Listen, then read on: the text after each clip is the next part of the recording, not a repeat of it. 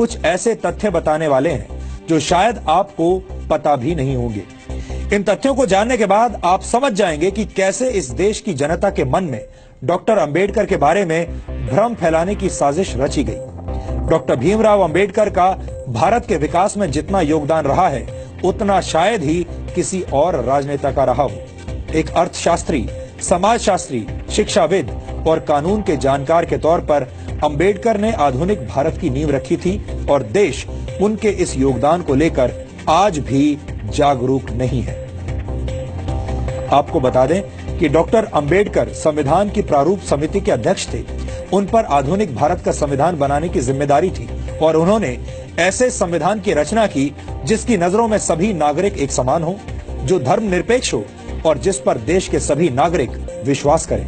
एक तरह से भीमराव अंबेडकर ने आजाद भारत के डीएनए की रचना की थी। इसके अलावा डॉक्टर अंबेडकर की प्रेरणा से ही भारत के फाइनेंस कमीशन यानी वित्त आयोग की स्थापना हुई थी।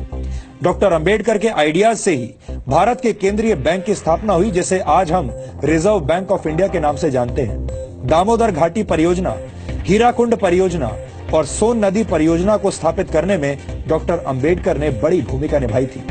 भारत में एम्प्लॉयमेंट एक्सचेंजेस की स्थापना भी डॉक्टर अंबेडकर के विचारों की वजह से ही हुई थी। भारत में पानी और बिजली के ग्रिड सिस्टम की स्थापना में भी डॉक्टर अंबेडकर का अहम योगदान माना जाता है।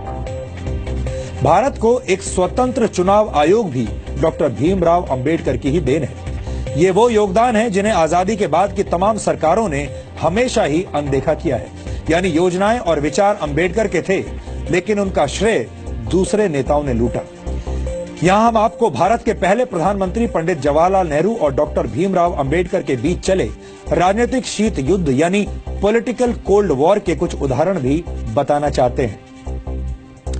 डॉक्टर अंबेडकर जवाहरलाल नेहरू की सरकार में प्लानिंग का मंत्रालय चाहते थे, लेकिन नेहरू ने अंबेडकर को सिर्फ कानून मंत्रालय दिया, प्लानिंग मंत्रालय नहीं दिया। डॉक्टर अंबेडकर विदेश और रक्षा मामलों की समितियों में सदस्यता चाहते थे, लेकिन नेहरू सरकार ने डॉक्टर अंबेडकर को ऐसी किसी भी समिति का सदस्य नहीं बनाया। डॉक्टर अंबेडकर नेहरू सरकार की विदेश नीति से असहमत थे। डॉक्टर अंबेडकर हिंदुओं में सामाजिक अधिकार और महिलाओं को संपत्ति का अधिकार देने की बात करने वाले हिंदू कोड को समाज सुधार के लिए जरूरी मानते थे, लेकिन नेहरू सरकार ने अंबेडकर के मंत्री रहते हुए हिंदू कोड को स्वीकार नहीं किया।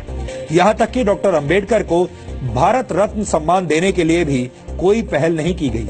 उनकी मौत के 34 वर्षों के बाद 1990 में वीपी सिंह सरकार ने उन्हें भारत रत्न से सम्मानित किया, जबकि कांग्रेस ने डॉक्टर अंबेडकर को भारत रत्न से सम्मानित करने के लिए कोई कदम नहीं उठाया। अब आप समझ गए होंगे कि बाबा साहेब डॉक्टर भीमराव अंबेडकर से जुड़ी तमाम सच्चाइयों को हमसे और आपसे कैसे दूर रखा गया है। इन सच्चाइयों को जानना और समझना आधुनिक भारत के निर्माण के लिए बहुत जरूरी है। डॉक्टर अंबेडकर को जातियों की सीमा में बांधना और उन्हें सिर्फ दलितों के मसीहा के तौर पर पेश किया जाना उनके साथ बहुत बड़ा अन्याय होगा। इसीलिए आज हम डॉक्टर अंबेडकर के मूल विचारों को आपके लिए डिकोड कर रहे हैं।